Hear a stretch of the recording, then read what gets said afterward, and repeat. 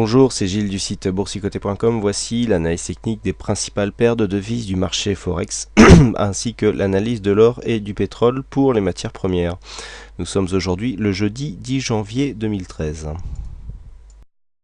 Et nous commençons tout de suite par l'euro-dollar. Donc l'euro-dollar qui, suite ici à cette phase de baisse, avait marqué un rebond et je vous avais donné comme phase d'invalidation donc ici la zone des 1,3141. Donc en fait on a rebondi donc finalement hier sur cette zone de support des 1,3043 et puis les cours ont accéléré ici dans la journée puisque nous avons quasiment ici un double bottom qui s'est imprimé donc sur ce support et puis les cours se sont retournés, donc on n'a plus rebondi sous la moyenne mobile 20 exponentielle. On est venu casser ici cette zone des 1,3141 qui avait été définie hier, la précédente zone de point haut, et donc dans la foulée on est venu totalement casser ici les zones de retracement de Fibonacci à 50 et 61,8% pour marquer une phase de hausse vraiment très dynamique. On voit au passage ici les phases d'exagération qui sont vraiment très fortes. Je l'indiquais ce matin, vous êtes nombreux à me demander plus d'informations et plus de transparence sur cet indicateur. Le problème c'est qu'il y a encore des phases où les exagérations ne fonctionnent pas. Donc il faut vraiment un indicateur avant d'être fiable et donc de le décliner en stratégie. Il faut vraiment avoir un gros recul pour savoir où on va. Et c'est dans ces phases ici de hausse très dynamique que l'on apprend à gérer ce risque. Donc ici on est sur une phase très dynamique, on est parti ici d'une zone où on cotait un 30,68 pour quasiment gagner 200 pips. Donc 200 pips ici en quelques heures, donc sur une séance, c'est vraiment beaucoup.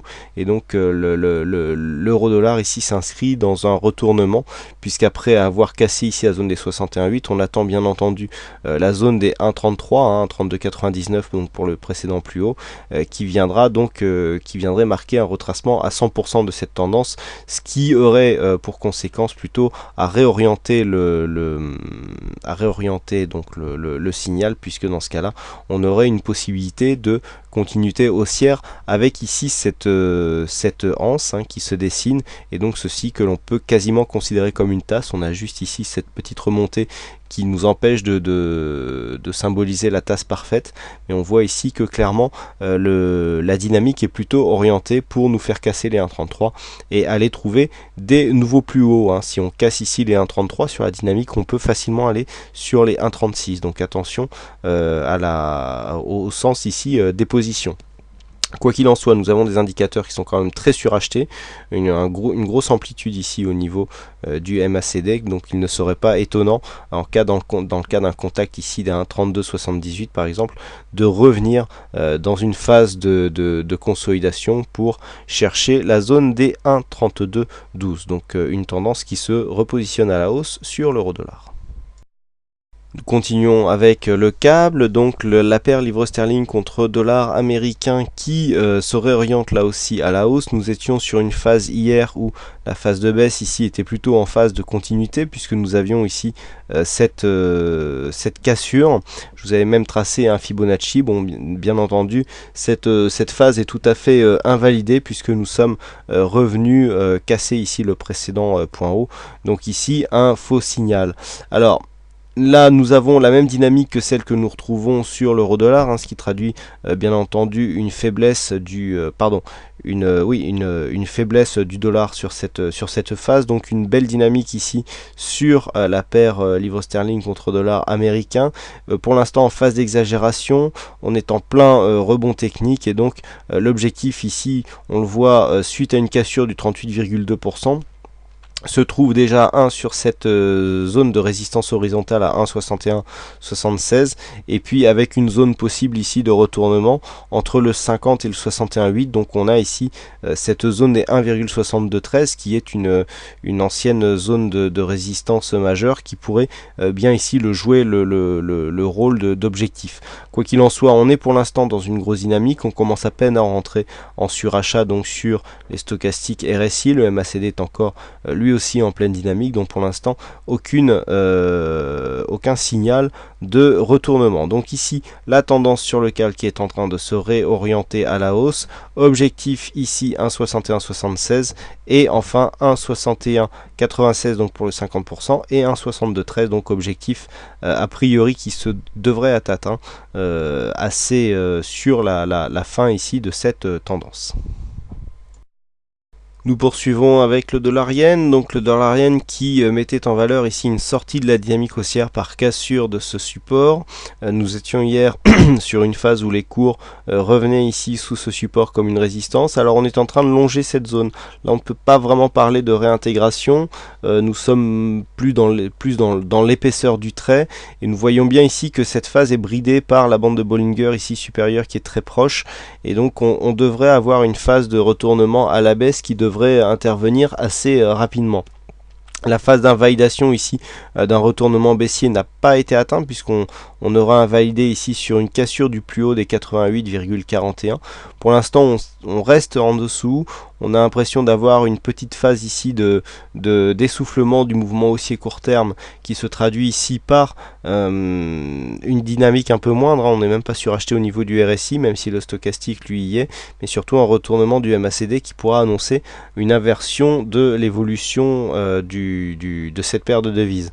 Donc là on peut très bien attendre une phase de consolidation qui ferait suite donc à la sortie de ce trend haussier qui placerait la paire de devises dans une phase de consolidation en tendance de fond, donc sur la tendance court moyen terme.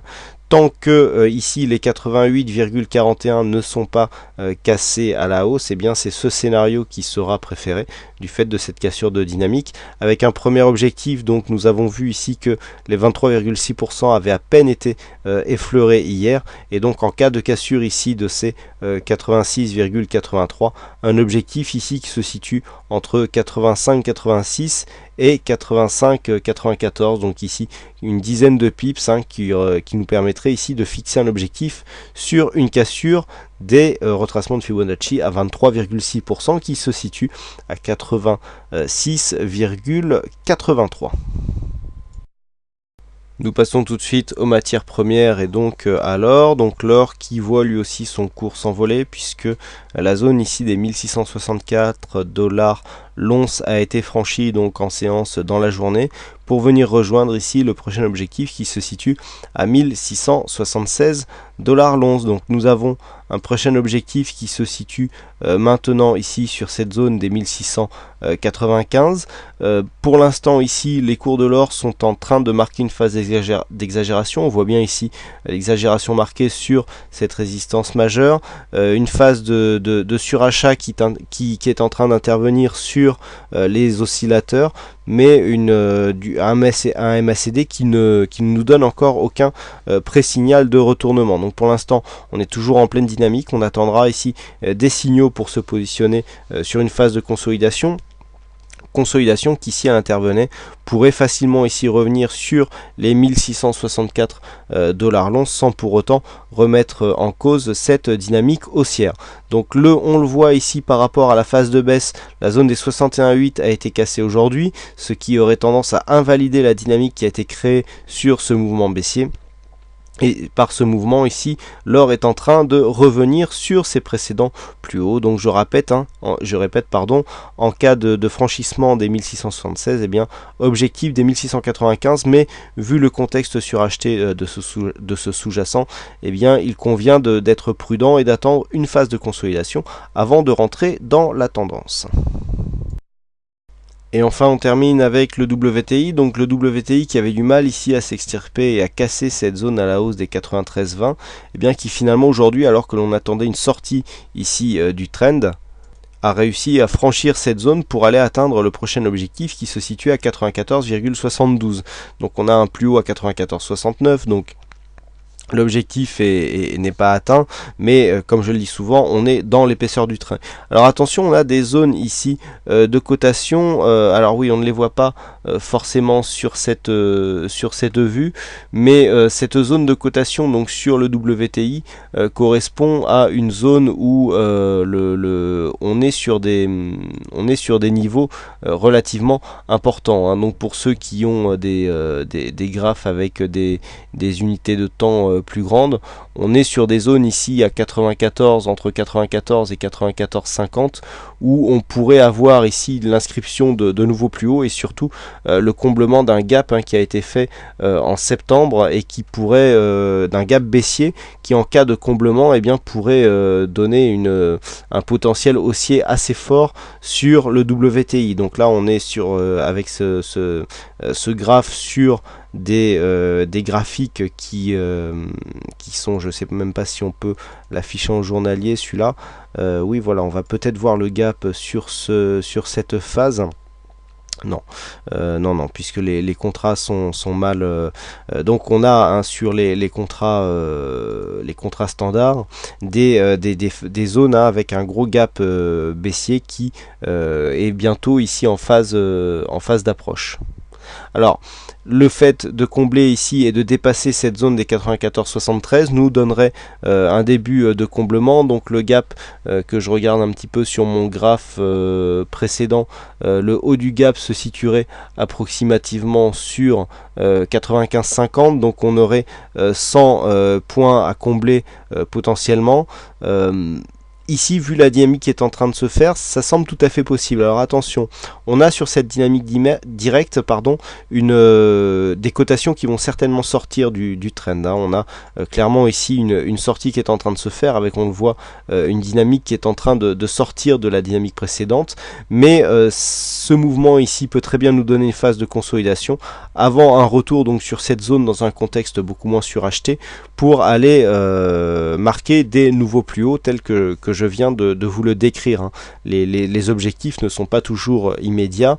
Il faut tenir compte de la configuration au moins moyen terme pour essayer de dégager des probabilités assez intéressantes. Donc là, on est quand même sur un contexte où le surachat va commencer à se faire sentir, même si on a encore un peu de potentiel. C'est en tout cas ce que nous disent les indicateurs. Mais le WTI est toujours en phase de hausse. On a quand même un affaiblissement de cette zone ici par attaque du support. On voit que les nouveaux plus hauts sont de plus en plus proches du support aussi. Les bandes de Bollinger commencent à venir, et notamment un signe assez intéressant, c'est que la bande de Bollinger supérieure commence à se rapprocher ici du support de tendance haussière, ce qui crée au bout d'un moment un effet de tenaille, hein, c'est-à-dire les cours sont pris entre la bande de Bollinger et donc le support, et en général la cassure se fait par cassure du support, hein. Donc il faut absolument surveiller cette phase de cotation.